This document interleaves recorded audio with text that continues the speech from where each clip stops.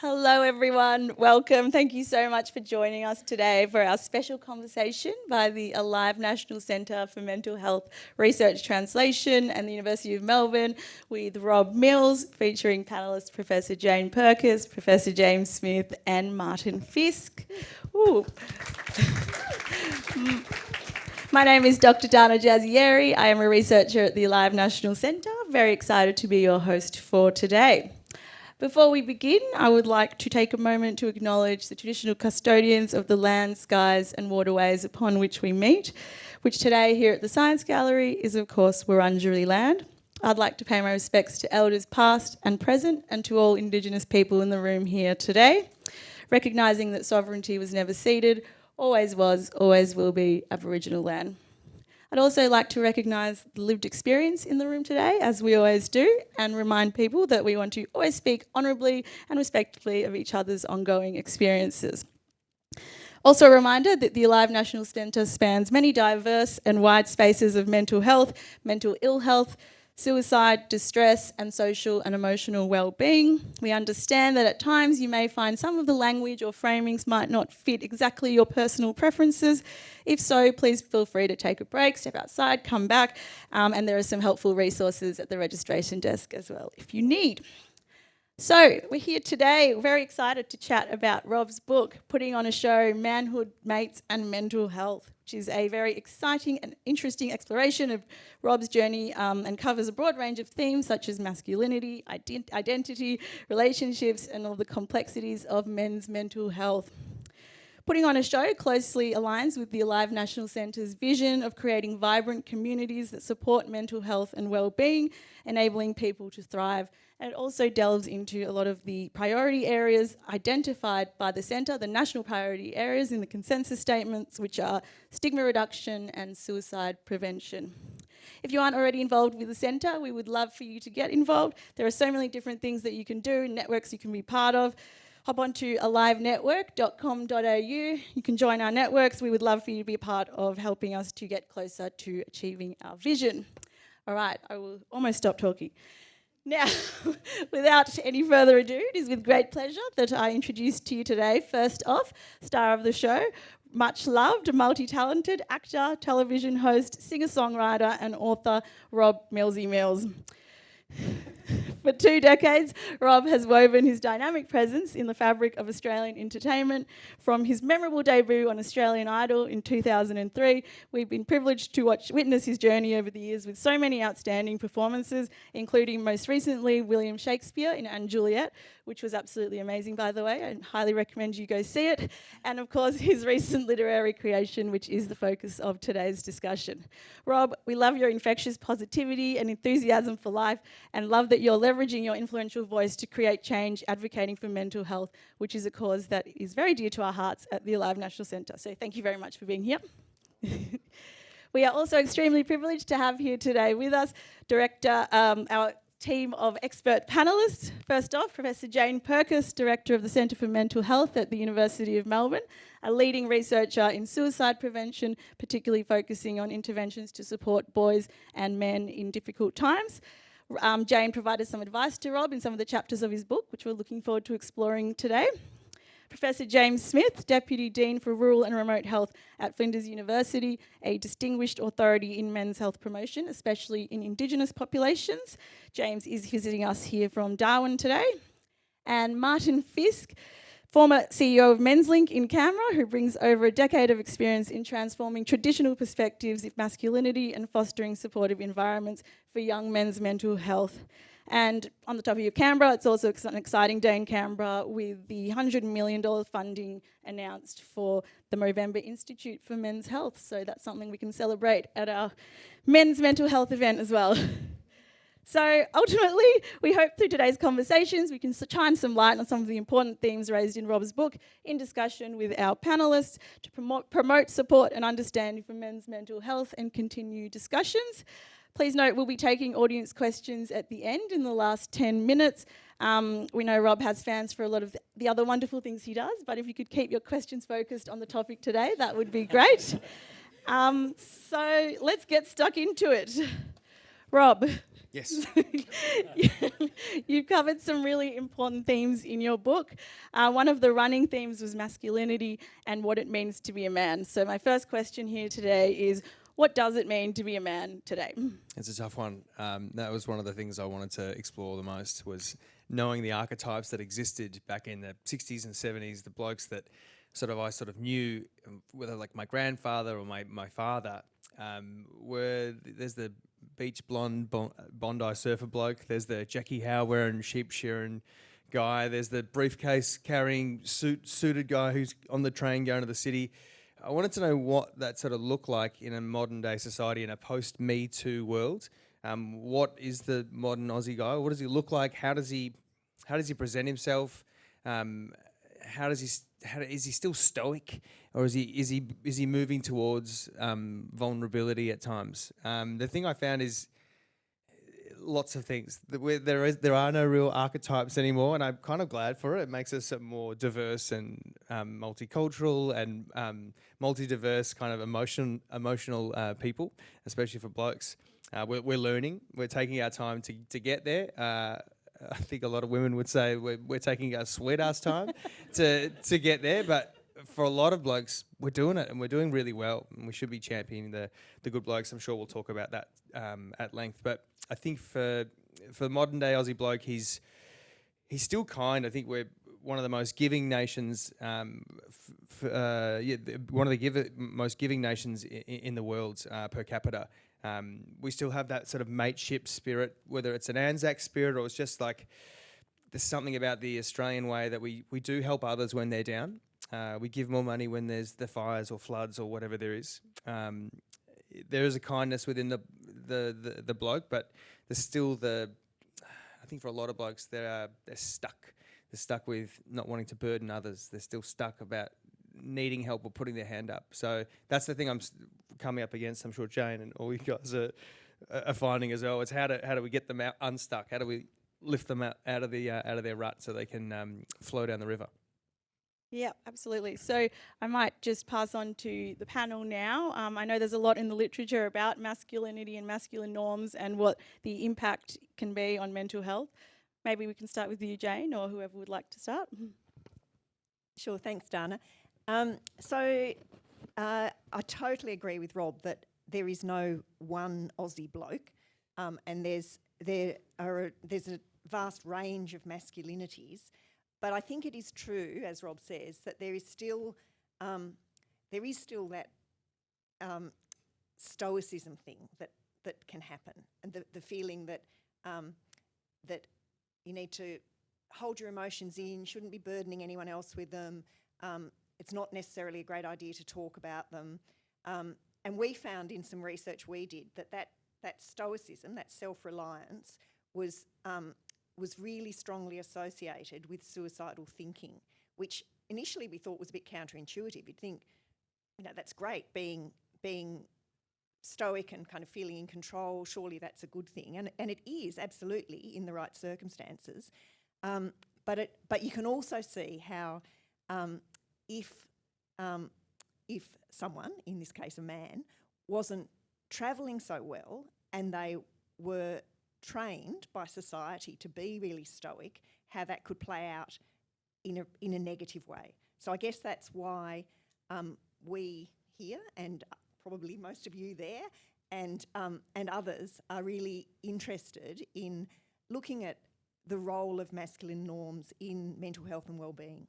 Yeah, I think one of the things I've noticed throughout the last sort of 6 years in this sort of journey of finding whatever masculinity is the importance of letting off that valve, that pressure valve. You talk about all the being stoic, but I look at it, whether it's a dam wall or whether it's a valve on a big pipe, it just gets filled with all the stuff. If you don't let it out every now and again, it's going to burst. And then it's going to be catastrophic. It's not just like a little bit of, you got to let it out every now and again. I tell my brother, just watch a sad movie. Just like listen to some, I don't know, some Adele.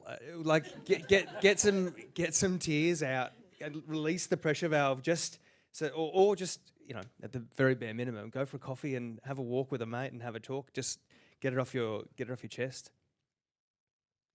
Yep. So, James, do you think these stereotypes and sort of this masculine norms are held more tightly, particularly in rural and remote areas? Yeah, well, certainly the research would say that that's the case.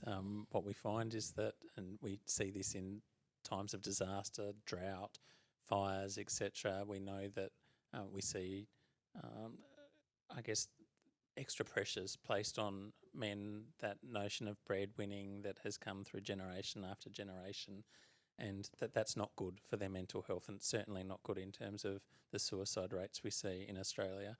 But I think going back to what was said earlier around the change that we're starting to see in society, I think that's a really important thing to acknowledge. So recognising that there are now these, well, certainly understandings of multiple masculinities, different terms are used in an academic world around them, alternative masculinities, progressive masculinities, healthy masculinities.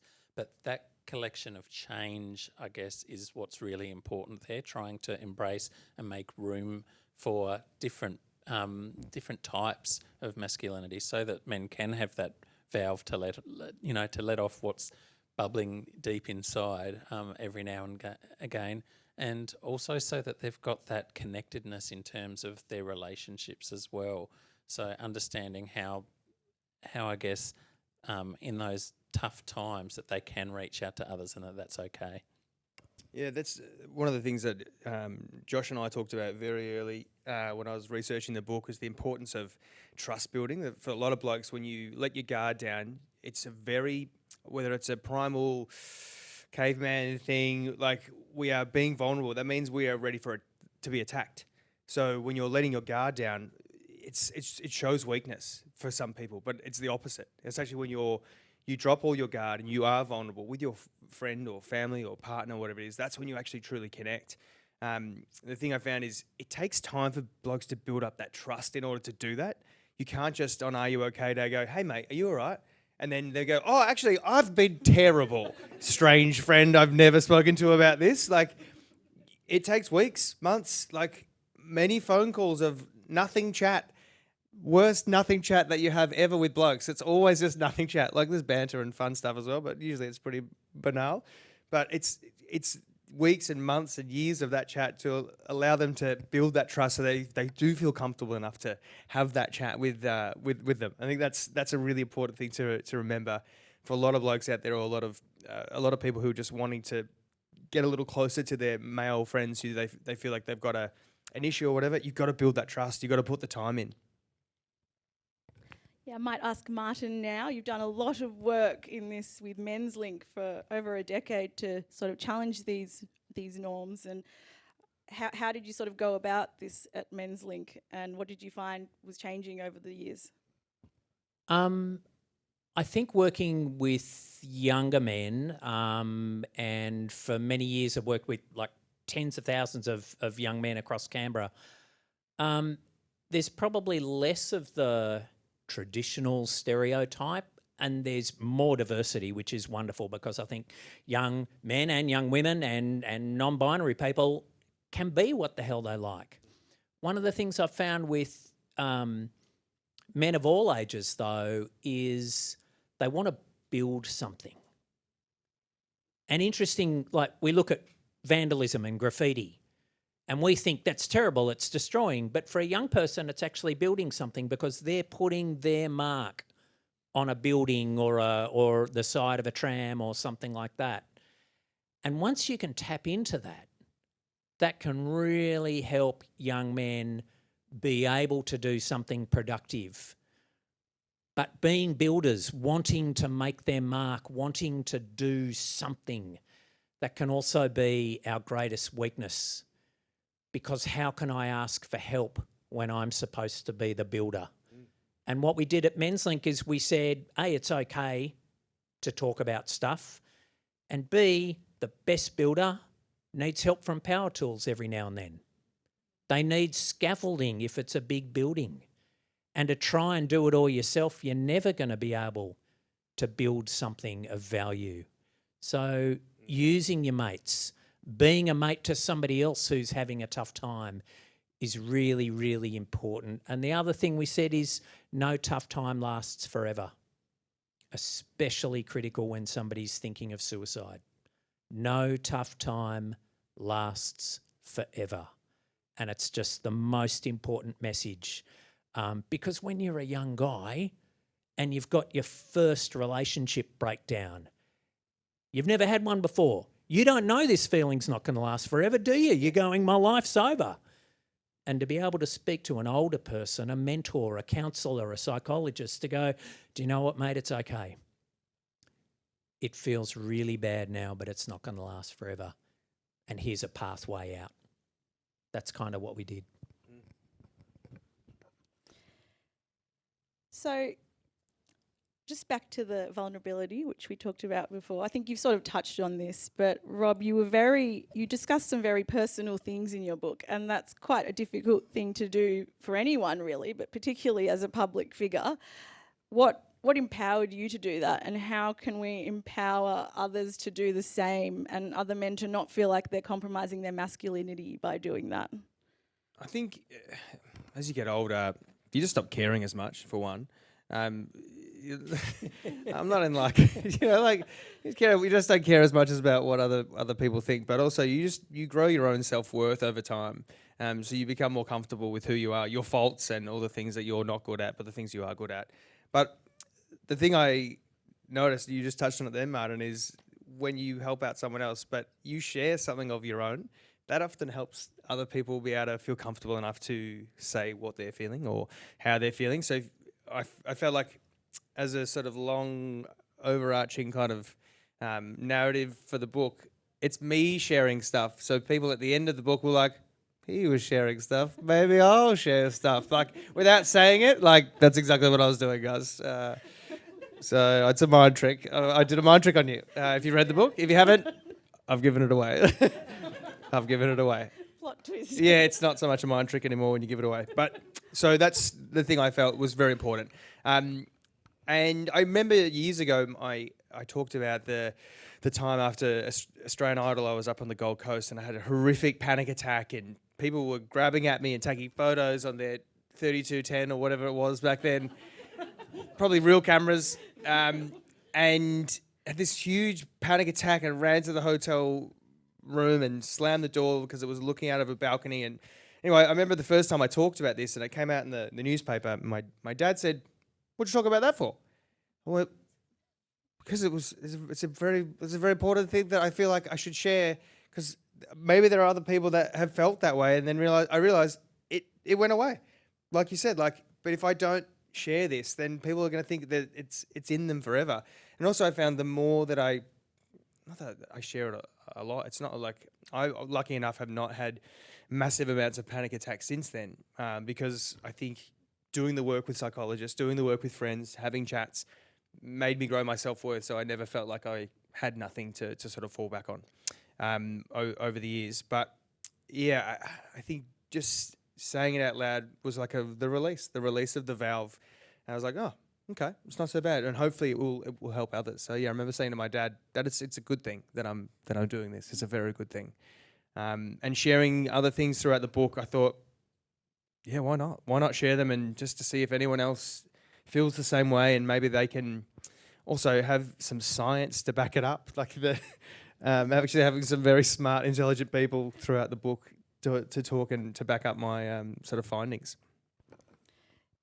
Yeah. So in terms of sharing, I wanted to touch on social media as well, and that's one way that we can share with each other, or just online in general. I know Jane and James, you've both done studies looking at the impacts of social media and how it can be helpful. Could you give us a bit of insight into that side of things? And also back to Rob after that, just I know that you were having some conversations, I think with Josh actually, who's here today in the book, about how social media can sort of be a bit of a mask, and it can mean that you might have conversations you wouldn't usually have, which could be a good thing, but could also be a bad thing, because you might be a little bit, it might create some conflict with people not having any walls up. So I've sort of put a few things out there. I'll let Jane talk about the... Discuss. Look, it's not your diary. Like I think that's the number one rule for everyone. We never got taught how to use this thing. It just sort of evolved and became the thing. Like a lot of things do in the world. They just keep evolving, and next thing you know, like, oh my God, we're well behind of we've not really thought about how badly this plays into our narcissism, like how bad this plays into all the like our dopamine levels. Like it's horrific. It's just not very good for you at all. You don't have to put out your best self all the time. No one puts out their best self all the time. But yeah, it's not your diary. Don't put out your best self. And also just, I don't know, use it for sharing funny memes. Like that's kind of like a bit of a lull. The thing with like different sort of messaging groups, I think you're talking about the time we're sharing jokes or stories on WhatsApp, and I think I talked about it being possibly like the campfire for modern day men, where you're on a WhatsApp group and you can share some stuff. And Josh made the point of like, I should also just point out Josh. Josh, say hi, Josh, everyone. I've mentioned a few times, Josh Reed Jones, everyone, that it's more like the stand-up box. It's more like the soapbox. So everyone's just trying to get a laugh. And sometimes you don't get a laugh, and then there's just silence on the WhatsApp group. So sometimes you just got to know, like a stand-up comedian, know your audience. Also, no one is paying to see you, like on the WhatsApp. So just know your audience of when you're going to share things, or because you should be able to share banter and you should be able to say things between friends. But just know your audience so it doesn't become uncomfortable for some people in the room, I suppose, or on the chat group. So, Dana, I think you're giving me a bit too much credit when you say that I've done a lot of research in the area of social media. I've actually done very little. However, they won't stop me talking about it. I guess I would say that there's potential for harm, and there's also potential for a lot of good, because people in general, but young people in particular, not only consume it but create content on it. So it's definitely a two-way channel of communication, which can have all the benefits that we've been talking about. You know, there's obviously great benefits to communicating about all manner of things, including if you're not travelling so well, and there might be other people who can share their own experiences, and you know, as you said, Martin, normalise those experiences to some extent, and make it clear that there are ways through them. But I think it is also important to remember that you don't necessarily know who your audience is, and the impact of what you're saying on other people who are just out there might be. The impact on them, but also the responses you might get back. So I guess there's definitely potential for good, but there's also potential for not so good. I would say turn the comments off. Like, if you're offended by something, you want to write back, how dare you say this thing? But also, for a lot of people, comedians especially, it's not for you. If this is something that I've said, it was actually meant to be a joke for the audience that I'm going for, because it is online. It's now like offensive for someone. I'm like, but it wasn't for you. This is not, you've come across this not from the right. It's like walking into someone's comedy room, basically. You know, that's not funny. Like, leave. Like, it's not for you. I think that's a real grey area at the moment. But I wish I think if you just turn comments off, that would solve a lot of problems. I think because if you don't like it, I don't like it. Just move on. You know, can't comment or be angry about it. I agree with that, but I think sometimes it's hard for people to do that. Especially, I'm thinking not so much of being offended by something, but being influenced by something that might not be such a good thing to be influenced by, and there's a kind of compulsion to not turn comments off. So I think it's tricky. I think it's a really hard area. Or when it's done up with a really beautiful soundtrack and it's shot really well, like on a 4K camera, but there's no facts in it at all. Yeah. And I think the same as Jane, I haven't done lots of research in social media, using social media, but the two projects I have done, one was with a remote town in the Northern Territory, and what that found was that it was used as a mechanism to be very negative towards youth, and particularly young men, particularly young Aboriginal Torres Strait Islander males, and lots of racial comments, lots of expectations around really punitive responses to what the community thought that they were seeing within their community. And that's not good when we've got those negative stereotypes out there that are being perpetuated on social media. But the other example I've got is one that we did with young Aboriginal and Torres Strait Islander males, and we got consent to look at their Facebook feeds retrospectively over the past 18 months to see what they were posting about in their lives. And those posts were really positive. They reflected friends and family. They reflected civil society participation, sports clubs,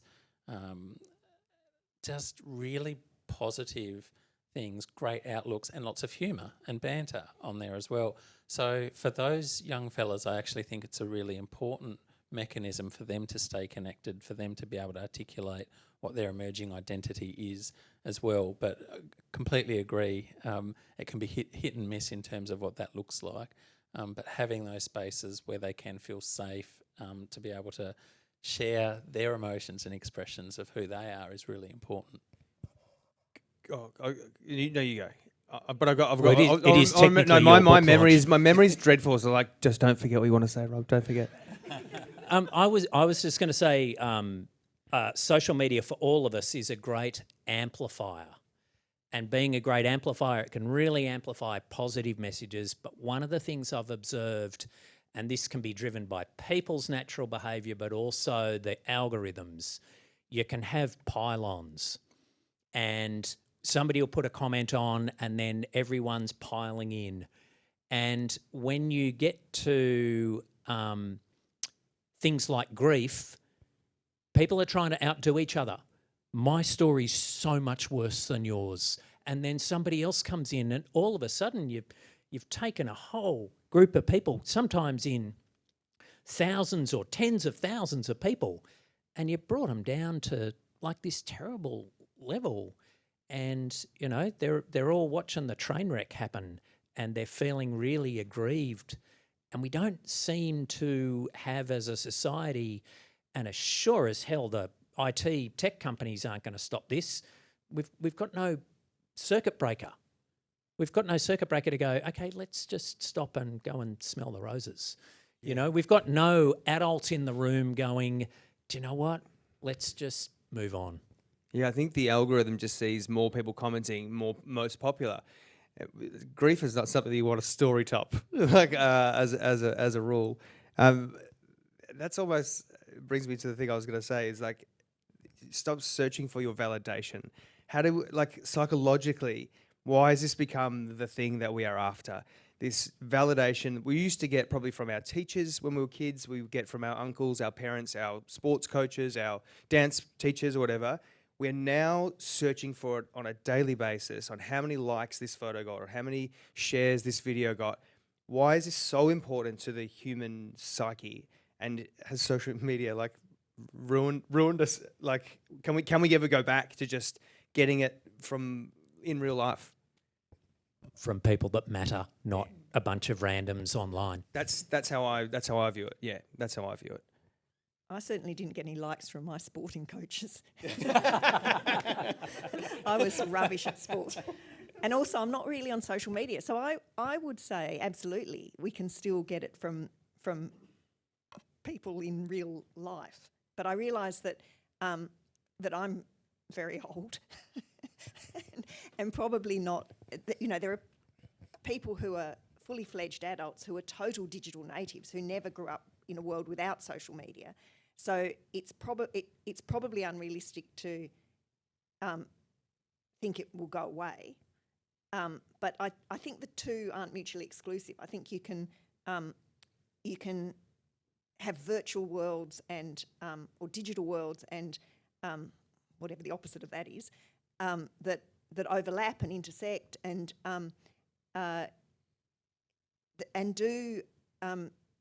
do reinforce you in good ways, but also potentially in bad ways. Yeah, and as a way, it's just we just never, as I said before, we never got taught how to use it and how to step out of it, and then realise that your online self is a different self, because it's all at one. I think at the moment for a lot of people, it's all the same.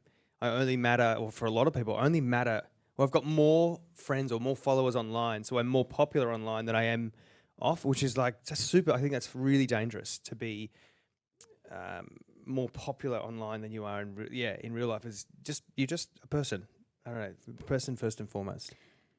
Yeah. I think that sort of brings us to the topic of our people in our real lives, like our mentors, which is something else that you discussed in the book, that the people in our lives, not only comparatively to social media, but also to who we see in the media, celebrities.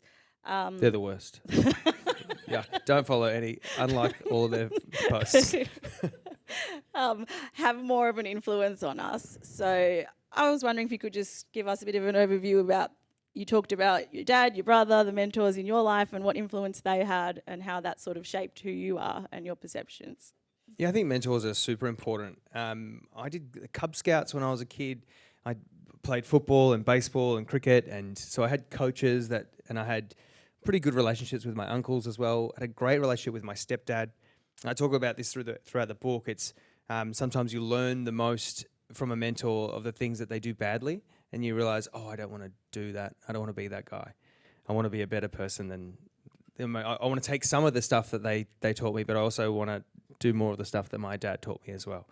I think it was Stephen Burdorf, I was reading his book about raising boys, raising men, and it was so important to note that, and as a wannabe parent, how important it is for the dad to just keep them alive, keep the children alive, and to surround themselves with other good people, whether it's men, women, non-binary, just good people that can bring out the creative juices or all the things that they don't know about themselves yet. The father's role is, I mean, this is just one person's opinion, but like, I think it's pretty good to just keep them alive, you know, nurture them in ways that they can. But yeah, for me, mentors like my brother really helped. Having an older brother, 5 years older, someone I really looked up to, but also someone who just keeps me very grounded. Whenever the celebrity stuff happened like 20 years ago and the sort of roller coaster of that, you notice it's going down, it's really good for him it was really good for me to have someone there to keep me grounded. And also, we had this really weird transitional phase where I became not greater than him, but maybe in each other's view, each other's eyes, that I was no longer looking up to him. He was kind of looking up to me. And that's a really weird place to be as a younger brother. So now, like, it took a few years of like, what is this weirdness that we're in? We both didn't really communicate very well about what it was. And then he became a dad, and I was like, oh, you're a dad. Teach me that. I can go back to being less than and looking up, well, not less than, but you know what I mean, looking up to my older brother again. And we still have that great relationship. And I wouldn't say it's definitely more equal now. Like, I offer, I suppose, a lot more emotional support to him, that he's still learning how to be a man and be a dad and all those sorts of things. So yeah, the mentors are super important. And I think we don't appreciate them. We don't know how important they are until you get older and you're like, oh fuck, I really needed someone else to help teach me or to help guide me through this stuff. And all it takes is for good men and women in the room to put your hand up and just help out when you can. Might just ask Martin now. There's a mentoring program which is a big part of Menslink. If I'm correct, it goes for 2 years. Yeah. So people volunteer to be mentors for young boys. Could you tell us a bit about that and how it works and how we can get involved? How do we get involved? How does that differ to having real sort of family members or friends or people that you know from growing up to having a mentor in an organisation? So one of the things we've noticed over the past 10 or 20 years is that more and more young people are getting more and more isolated. When I grew up, you were weird if you spent your entire weekend in your bedroom. Now, perfectly acceptable. And so we're getting a generation of young men in particular spending more and more time isolated from real people, more and more time online, getting some really unhealthy role modelling from the likes of Tate, etc., etc., etc. And so we started this program to say, you know what, we've got truckloads of young men growing up without a male role model in their life. You might be interested, and I'm sorry, the statistics are now 8 years old, but between 21 and 24% of all teenagers across Australia spent the 2016 census night with a single mum. Not with mum and dad, not with a single mum and a stepdad, not with a single dad, just with a single mum. Of that cohort, so that's a quarter of all teenagers, of that cohort, more than half saw their dad once a month or less. Most of them had no overnight stays, so they're not getting that role modelling. For the ones who do have dads, nobody listens to their dad, right? Not when you're a teenager. No, hated him. And Not as hated, a, sorry, as I a, love you. as a as a It's been dad recorded. myself, we're biologically programmed as a parent to have expectations of our kids. Teenagers don't like expectations. They want support. And so a mentor who is an adult, and I've also started a charity called Fearless Women in Canberra, which does exactly the same thing but for young women.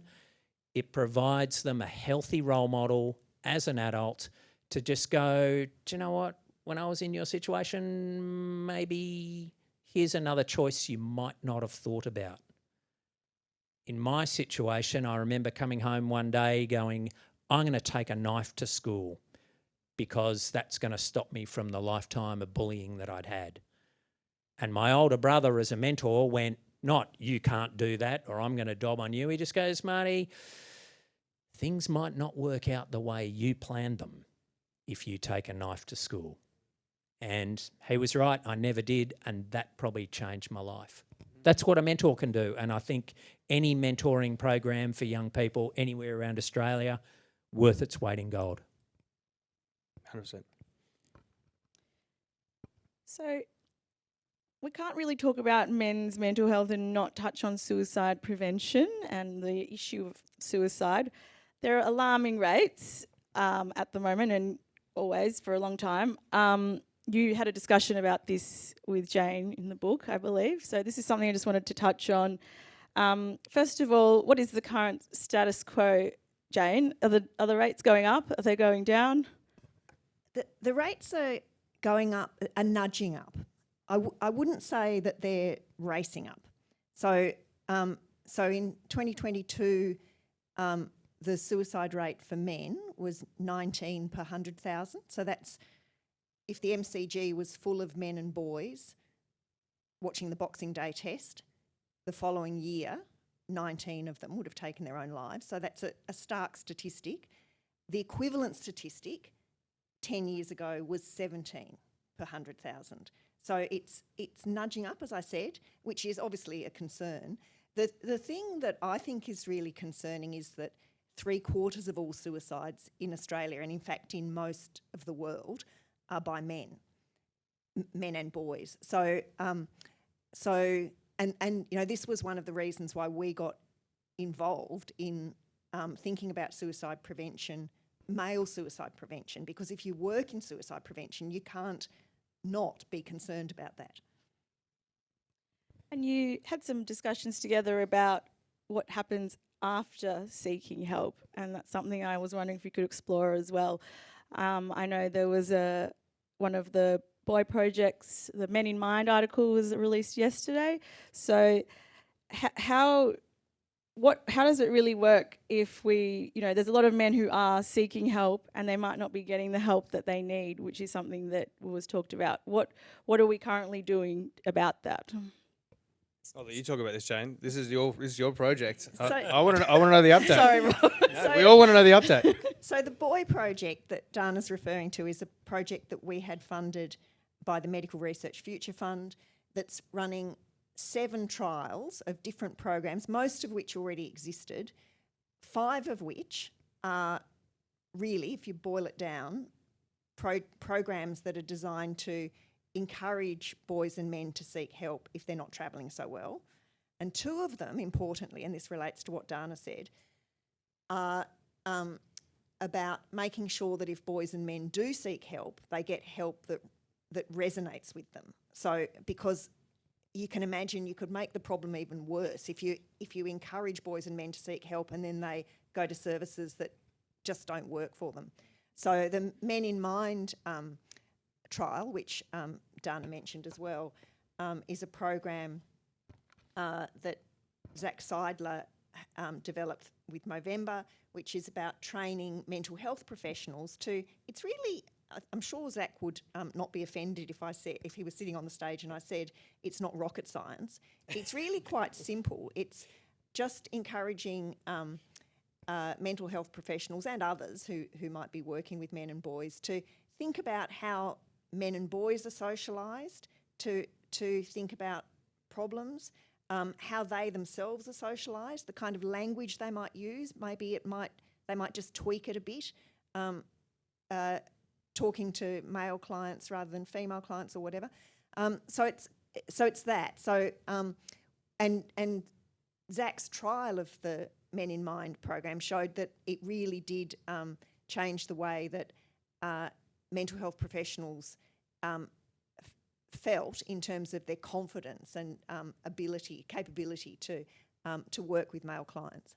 Yeah, I loved my chat with Zach. It was a real front-footed, like, drive down the wicket kind of approach to male psychology, where it's like you tell your psychologist the problem, what's been happening, like after, I imagine, numerous sessions because you're a bloke and you don't want to talk about it, and then he's like, now what?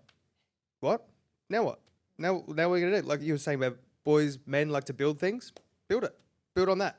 It was really fascinating how not aggressive, but it was kind of like put the ball back in, put the ball back in the guy's hand. Now what? Now what are you going to do? All right, I'm going to try something else. I'm going to try. Yeah, great. It's a really powerful small thing, a small shift. Yeah, I thought it was really powerful. And I'd completely. I don't think Zach would be at all offended by saying it's not rocket science, but I completely agree. And I think that this has been a massive transition over the last 20 years or so when we've been talking around men's health and men's mental health in particular, is that previously it was very focused on blaming men for not going to the doctor. And there has been a real shift to look at health service environments that engage men better, that meet men on their terms and where they are in their life. And I think that's really what some of Zach's work and some of the other projects that we're starting to see are really grappling with now. So it's an exciting time to see that shift's happening. It's not to say that we give up on encouraging men to go and seek help when they need to seek help. That needs to happen, but it's two things happening in parallel, side by side, that's really important, I think, in that context. Yeah, I think it's really important. I spoke to my mate a few years ago. He said to me the other day, "Oh, I went and saw the psych." I was like, "Yes, you did. Well done. Good on you." Like, encourage it. Like when someone says, "Oh, I'm thinking about seeking help." Great. Instead of like, "What do you need that for?" Just, "That's awesome. How's that going?"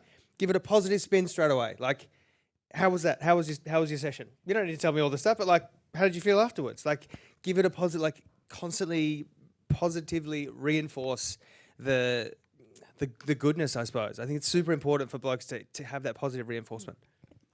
I think also, so Griffith University Centre for Advanced Centre for Suicide Research came out with a study some time ago around young people and young men in particular.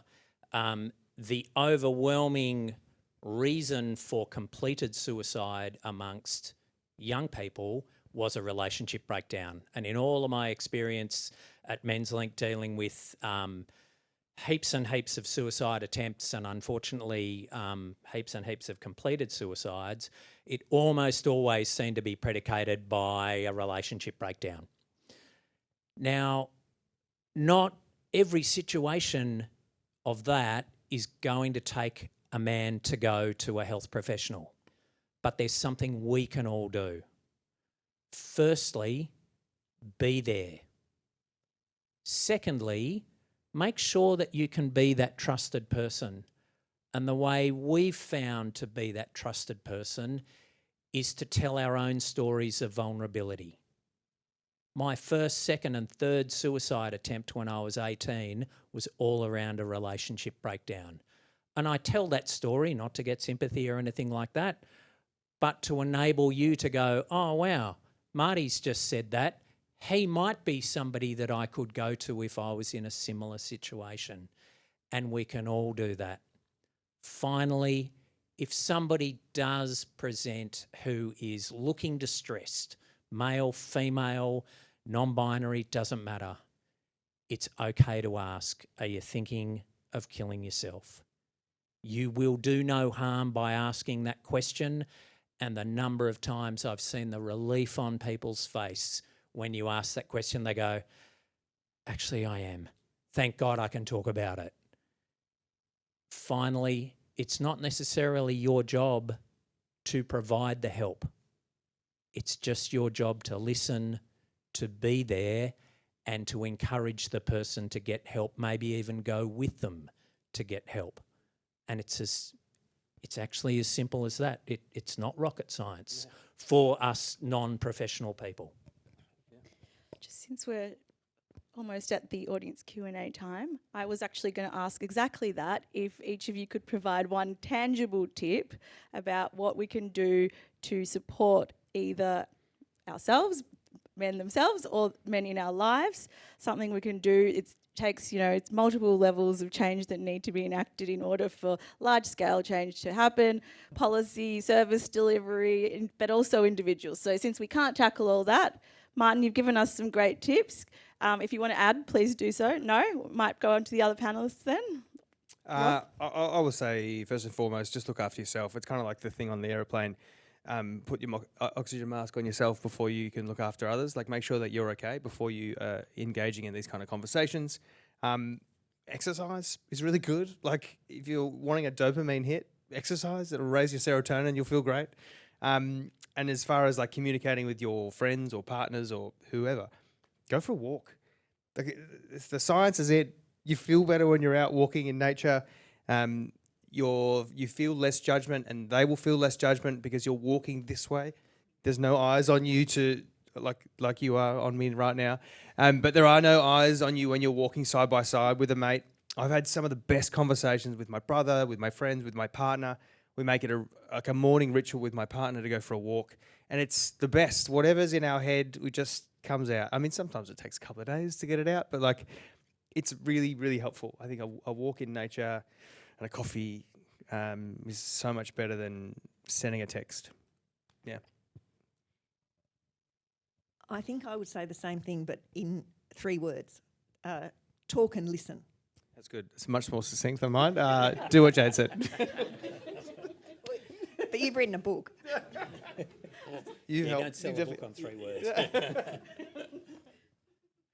And for me, I think it's looking at those critical life junctures where there's change in men's life and making the most of those. So whether it's when, and it's somewhat artificial, I think, in Australian society, but the boys to men sort of situation, we don't have necessarily a really discrete rite of passage, or it's 18 or it's 21, it's drinking, it's that, and I know Rob talks about that in his book. But also those other life junctures like fatherhood or retirement, where we know that there are opportunities to really influence when they can be really critical times when men suffer in terms of their mental health. So it's really important that we're just aware of those and engaging as much as we can at those particular points across the life course. Build that trust with your friends. Yeah. We could really keep talking about this for a long time. We've got so many other things to discuss, but we might go over to our audience Q&A now. We've got some roaming mics, I believe. So if you just have a question, you can just raise your hand and we'll get, yep. Hi. Hi. How's it going? I just wanted to go back to you when you were talking about stoicism and hyper-masculinity and how that's so prevalent with young people today still.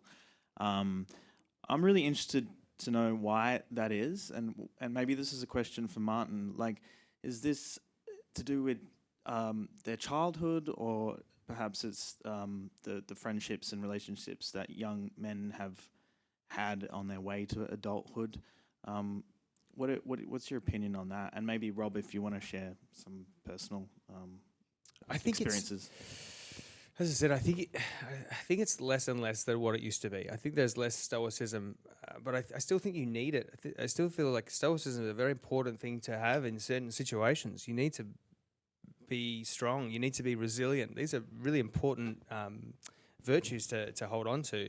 I think it's socioeconomic. I think it's where you grow up. It's the people that are around you. It's intergenerational. How you were raised.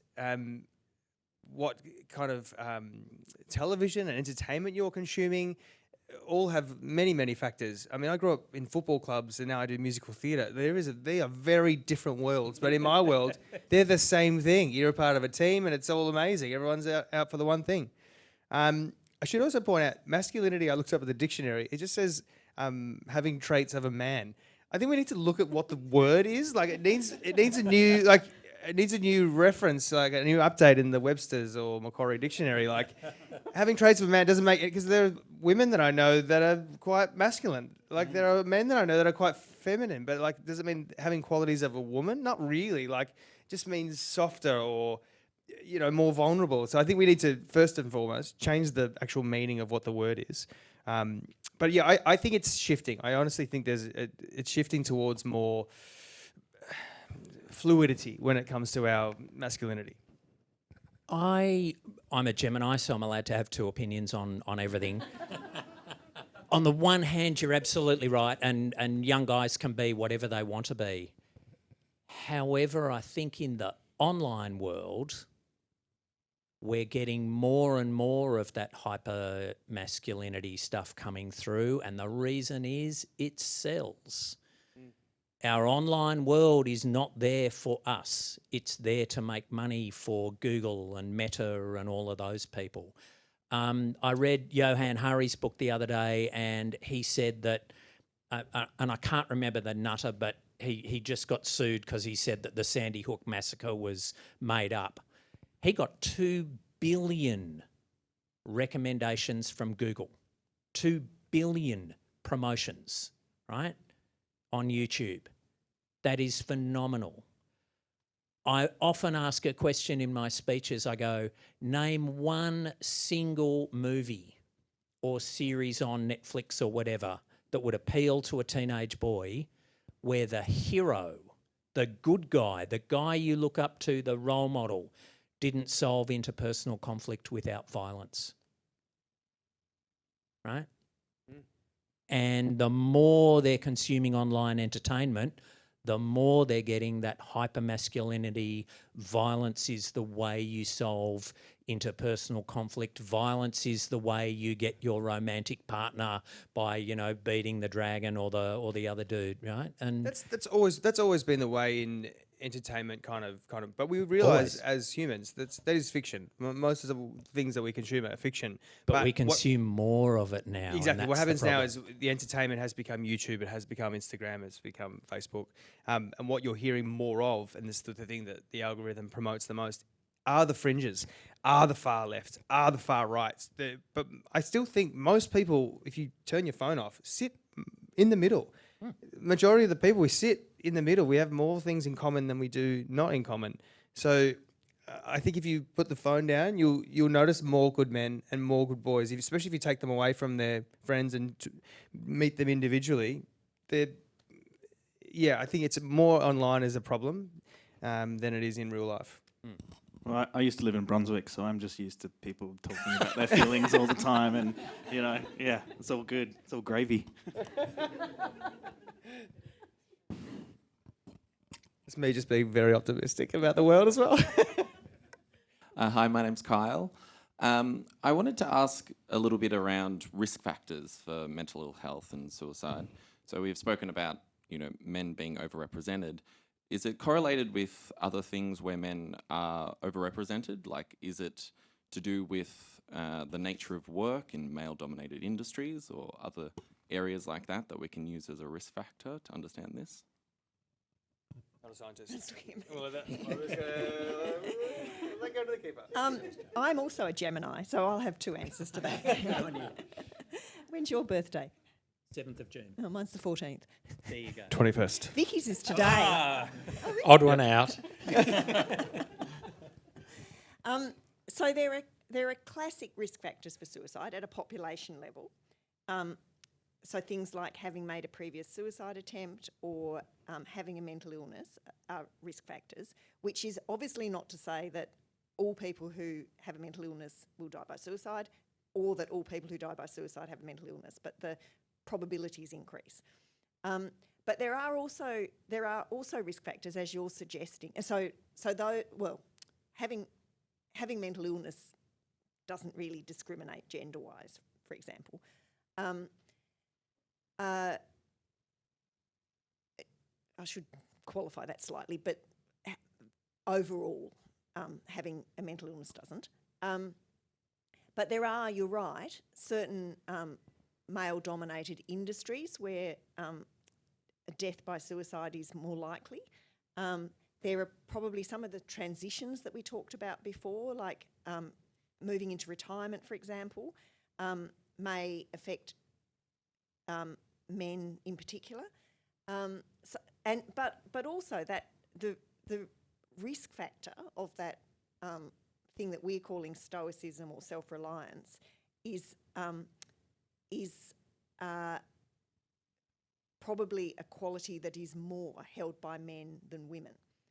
Not exclusively by any means, but so I think you're right. I think there are some risk factors that don't discriminate, but some risk factors that probably are gendered. And I think this isn't just about, in this instance, men's mental health either. So if we look at boys and men's health more broadly, what you'll find is that those risk factors for various, physical risk factors, smoking, healthy eating or lack thereof, they start to manifest among boys and young men at a much younger age as well. The risk-taking practices that come with that, the drinking, smoking, risky sexual behaviours, speeding in cars, etc. We need to understand men's mental health in the context of all of those other things as well, because they really do have I think a fairly strong influence on what that trajectory looks like. There's a lot more work that's being done now around those cumulative impacts of health and well-being overall, and how those cumulative impacts are felt with more vulnerable and marginalised groups of boys and men as well. So we tend to see those risk factors exacerbated in those marginalised and vulnerable and at-risk groups of men, which is something we really need to be aware of in terms of the work we're doing in the men's mental health space. We were just talking about substance abuse, whether it's drugs or alcohol. It's still a really big thing in Australia. The rise in, I talk about this shift towards positivity and progression. The rise in zero alcohol beers consumption in this country is like up to 300%. So which shows to me that there is a need and a want, and people are actually drinking more zero. Like there are more people drinking zero alcohol beers. It's becoming the social norm now. Or I think it has become like, oh, having a zero, great. Like there's I think that is happening, but I think we all know the risk factors of alcohol. I talk about it in the book. Like it's a depressant. So like I think for many years and generations, men were like, I had a bad day, have a drink. Had a good day, have a drink. like it's still going to make you feel bad. Like the next day, that's the science. It's a depressant. Yeah. One thing on risk factors, there was a study quite some time ago now by the University of Western Sydney in completed male suicide. And what they did is they looked at their previous lives. And the study came out and it said the combination of adverse childhood experiences, and it's worth looking up adverse childhood experiences. There's a whole lot of research from the US on that, combined with current stresses. And current stresses are relationship breakdown, financial stress were the big risk factors. There was another study in Victoria somewhere that said, again, completed male suicide, the last service that the majority of people had engaged with was Centrelink. The last service that they had engaged with was Centrelink, and hopefully that study went back to the federal government. Let's hope so, with those interest rates going up. Yeah. We're just sort of running out of time, but we might take one more question. Yeah. I was just wondering, this might also, obviously, like the focus is sort of been on males, but also like apply to all genders as well. But in terms of social media, like there was a fair bit of discussion earlier about social media and the impact. But what do we feel? Do we feel that social media, in terms of a lot of communication being via like Messenger or WhatsApp or that sort of thing in recent years, has sort of decreased the quality of relationships, like in particular relationships with other males, and sort of decrease the quality of people's friendships, really? It might also apply to women and other genders as well, but yeah, whether that's sort of had a bit of a role in decreasing that relationship quality with other friends. Yeah. That's a good question. I am, look, as a Gemini, I'm going to have two answers on this. I actually think WhatsApp groups, and I started a Instagram page with some friends of mine who sort of know each other but don't really, and just sharing those memes, we're all together. So like if we do go out and have a drink at the pub, everyone sort of knows each other, so it has been good for bonding that way. But as far as like long form conversation, it's, I think for a lot of kids these days, I mean, luckily I grew up without a phone, and I think mobile phones came in as I was like 15, 16, I sort of had a good understanding of how to not have technology. I think for kids these days, they would rather just text someone than actually have the conversation. So I think it's bad. I think there should be a no phones at all until you're 16 or 17. I don't know what the science is, but just so you can actually learn how to conflict resolution, how you can actually have a conversation, how you can say to someone, I really like you, or I don't like this, instead of just using Messenger or text or Instagram. So I think it's great for connecting people when you need to connect on certain things, but to have longer form conversations in real life every day of the week, but it has been good for like my friend in Germany the other day. I was texting him, he's sending me a funny video. I sent him a video back of me like, I miss you, mate. Those kind of things are like, I feel connected to him still. So yes and no. But if you need longer form conversations, take them out for a walk. And I think nuanced conversations. So if I'm a bit nervous about telling you what's going on for me, I'm not going to be doing it in a text message or something, because it's rapid fire, back, forth, or in a group chat. So I'm never going to say that I'm feeling vulnerable, because it's just kind of doesn't work. So if we're using social media, whether it's a WhatsApp chat group or whether it's a one-on-one text, have a think, is somebody feeling a bit hesitant? Because that might need or indicate that they want to have a nuanced conversation, and you pick up the phone. I do this all the time. I'm texting left, right and centre, drives my wife nuts. And then every now and then I'll go, that needs a call, because I can't answer that question that I've just been asked with another text, or I'm feeling a sense of hesitation. And then you have the nuanced conversation in a walk, in a phone call, whatever. Yeah, what's that thing of we always misread tone on Messenger, on text. Someone sent me this short email. Well, maybe they just had no time and they sent you they're being very, very short with me, very short. Or like, oh, look, read this. Go, try and read it with a happy smile in your voice. It's not so bad. Like, we misread tone all the time whenever we text people, or the nuance is gone on Messenger and it's gone on email. Pick up the phone, call. I always, like, it's an old school thing, but when you hear someone's voice with it has a smile in it, you're like, oh, they're in a good mood. Like, you can't tell that from a text. When you hear someone who's terse on you're like, oh, okay, cool. This is a serious chat. You can tell this is how we learned how to have conversations with our parents, when we were babies. Like, it's all in the cadence. It's all in the rhythm and the melody. We don't have that on text. Send a voice message if that's a really good way we have the technology now to do that. But the best thing is in real life, or pick up the phone.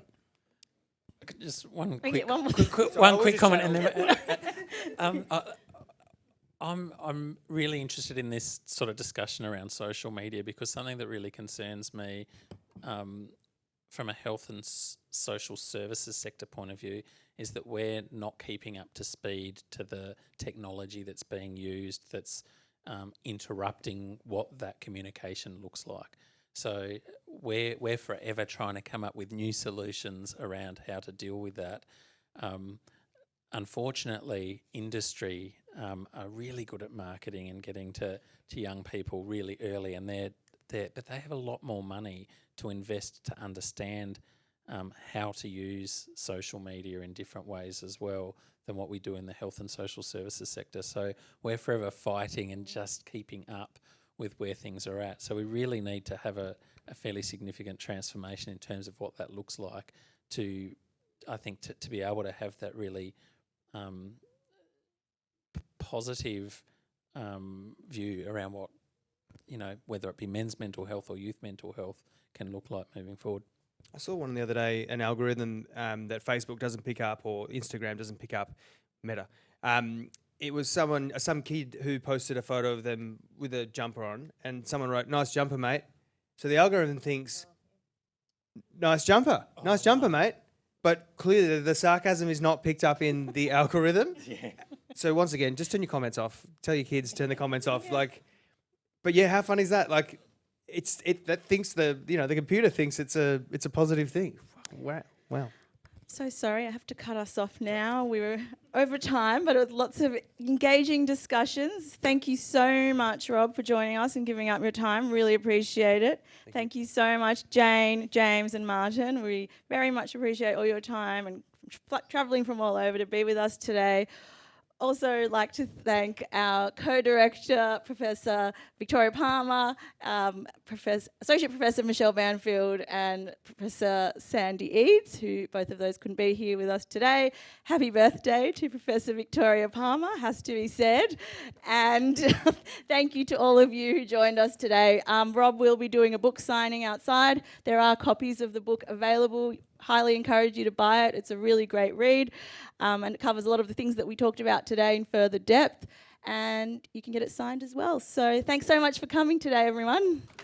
Thanks, Dana. Thanks.